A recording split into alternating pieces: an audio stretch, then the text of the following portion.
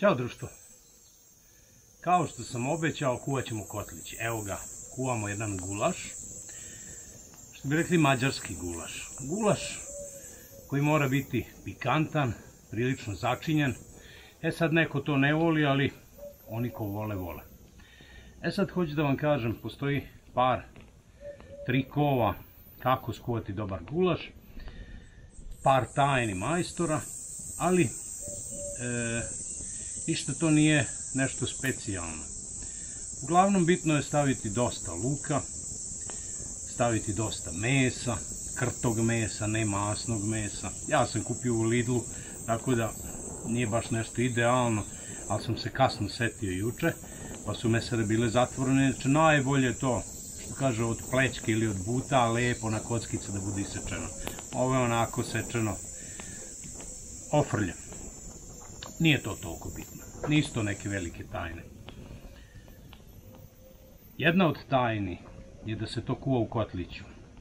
Nikada na šporetu ne može da ispadne kao u kotliću. Znači, to je jedna od tajni. U prirodi, da se kuva sa prirodnim drvetom. Što kaže, ne neki u ivericu i ne znam šta trpati, nego bukvalno ono što nađete u šumi. Druga od tajni je kad se skuva luk, stavite meso, naspete vode i još jednom eventualno dospete vode i posle kad počnete stavljati začine nikako ne dosipati vodu. A ne ono, stižu još dvoje gostiju, da još litru vode, bit će više. Ne može to. Onda od gulaša neće biti ništa. Treća tajna su začini. Da začini budu provereni. Proverena paprika, provereno. Ja inače pravim ovo sada na najjednostavniji način. Kupio sam začin koji bi mogli iz Aleve da me sad da me sponzorišu, zato što Aleva začini su najbolji začini. Tako da kupio sam začin za gulaš Aleva, ali nije to samo da ja stavim i to je to. Onda ja stavim malo i vegete, malo bibera, malo domaće paprike. Hoću da kažem da je najbolja paprika gložanska paprika. Sad, to se ovi iz Bačkog Petrovca neće složiti, zato što oni prave najbolje kulenje na svetu, ali prave sa gložanskom paprikom, koja je isto najbolja. Tako da, uglavnom nema tu nekih velikih tajni. Najveća tajna dobrog gulaša je da skuvate što više gulaša i da steknete iskustvo. Da znate sami šta mu fali. Nekad je luk malo gorči, nekad je malo slađi, nekad je... Nije to uvek jedno te isto, ali kad skuvate morate da probate nekoliko puta, pa da tačno osetite šta fali. Da pazite da vam meso ne zagori. Znači stalno da ključa pomalo i stalno da mešate. To je jedna od bitnih stavki. I uglavnom, kad vam jednom zagori, nikad više vam neće zagoreti, jer ćete jako dobro paziti. Kad skuvate 10, 20 puta, dalje će vam biti toliko prosto i jednostavno. Najveći će vam problem biti da, eto, naložite vatru, pripremite drva i tako. Vidjet ćete, evo ga, vri već jedno, pa možda 45 minuta. Ne gledam na sat, probam, kad vidim da je meso kuvano dobro, to je otprilike to. Sada, dosući još jednom vode i to je to. Posle će doći još malo paradajza, sipajte više vode nego što mislite da bude na kraju, zato što će voda ispariti. I tako, ajde još, nadam se da će vam ovo koristiti i da ćete sami uspeti da skuvate gulaš, a vidjet ćete na kraju kako to izgleda.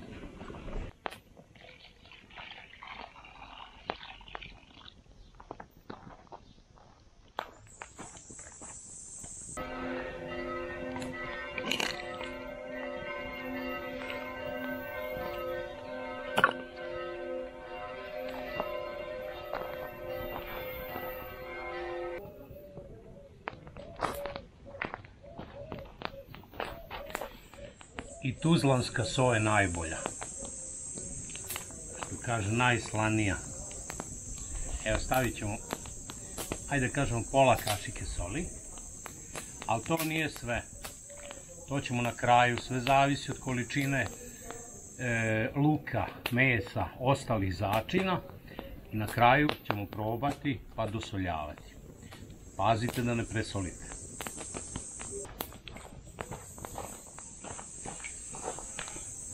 Da ne bude ovako ružna boja, stavit ćemo jedno 2 kašike paprike. Kako sam rekao, gložanske. Slatke.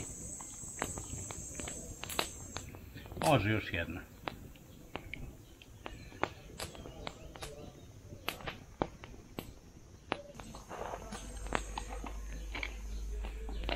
I što kažu, jednu žlicu vegete.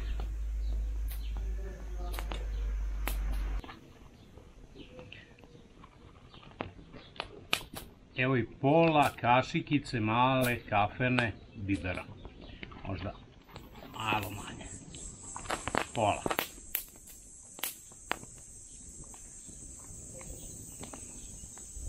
I na kraju sipat ćemo taj aleva začin.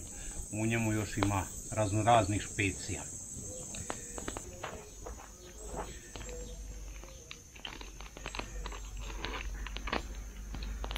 Ja obično ovaj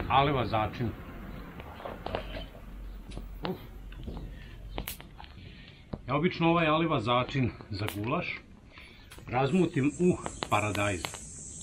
Ali sad nemam dovoljno posuda, jednostavno sam ovdje uskraćen. Tako da ćemo sipati ovako polako mešajući i onda ćemo sipati i taj paradajz.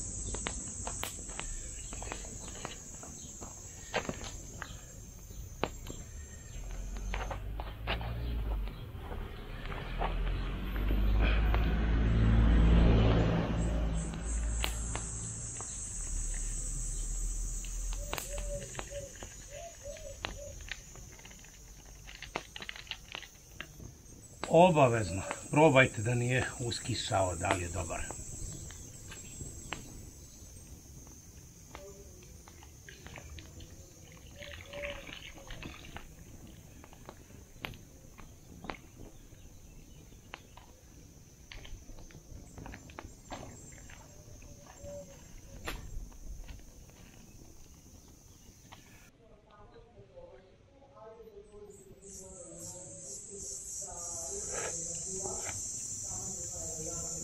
Prva proba. Soli.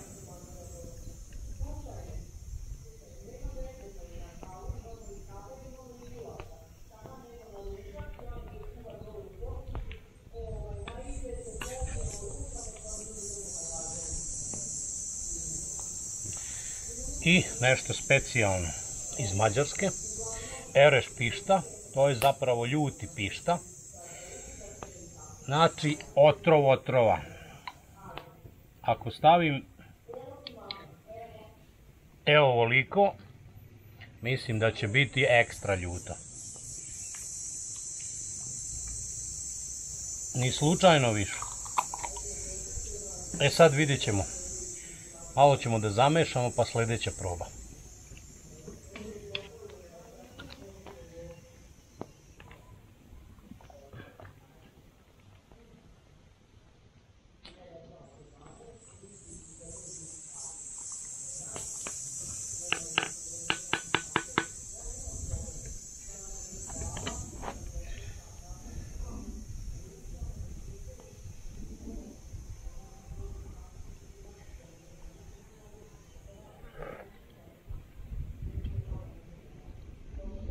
Pa i nije baš ljuto, ali treba još soli. Ali pažljivo sa solju, jer izvriće još, pa da ne bi posle bilo preslano. Ali još treba soli.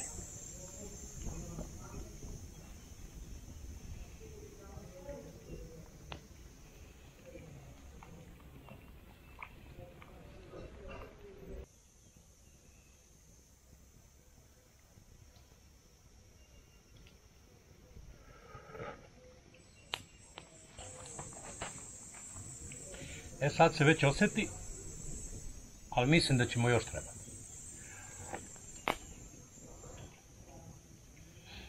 ostavit ćemo još malo da se kuva pa ćemo probati posle.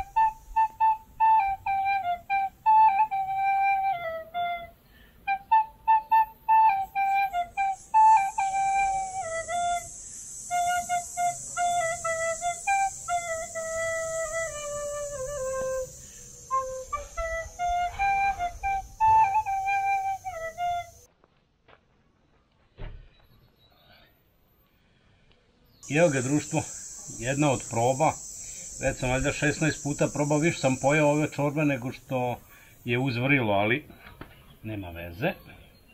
Malo ćemo ga promešati i evo jedno meso ćemo uzeti da vidimo je li kuvano i čorbice. Paziti da ne opečemo jezik jer redovno opečem jezik, danas još nisam. Mislim da će trebati još malo soli, ali sad ćemo da vidimo. Što kaže, posljednja proba. Već je to. Ali so je jedan od najbitnijih začina da bi to otvorilo, što kažu.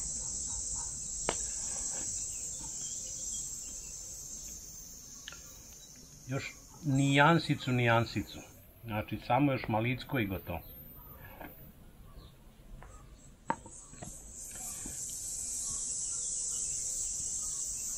Evo ovako na dnu kašikice.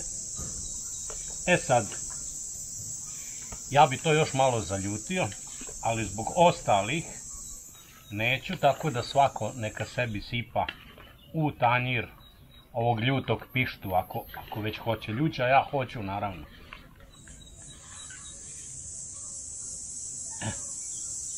I što kažu, zadnja proba.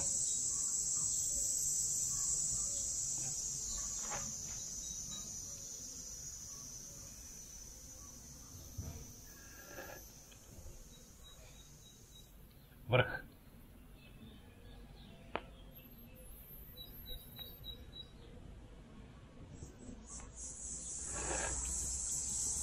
To je to.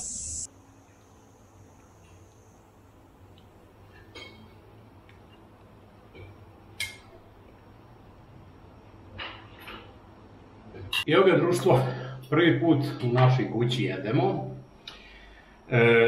Moj omiljeni gulaš, kao što ste vidjeli kako sam napravio. Hoću da kažem da gulaš najbolje ide uz kupus salatu, koja je fino okiseljena, lepo začinjena.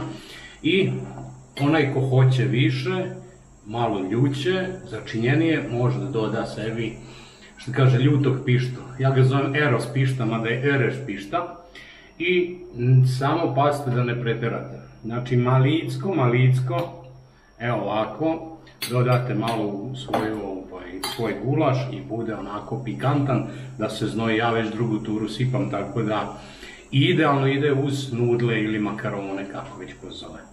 Društvo, toliko za ovaj put, nadam se da vam se video svideo, da osjetite ovaj miris i ukus, sigurno bi vam se svideo video. Do sljedećeg videa, veliki pozdrav, ćao!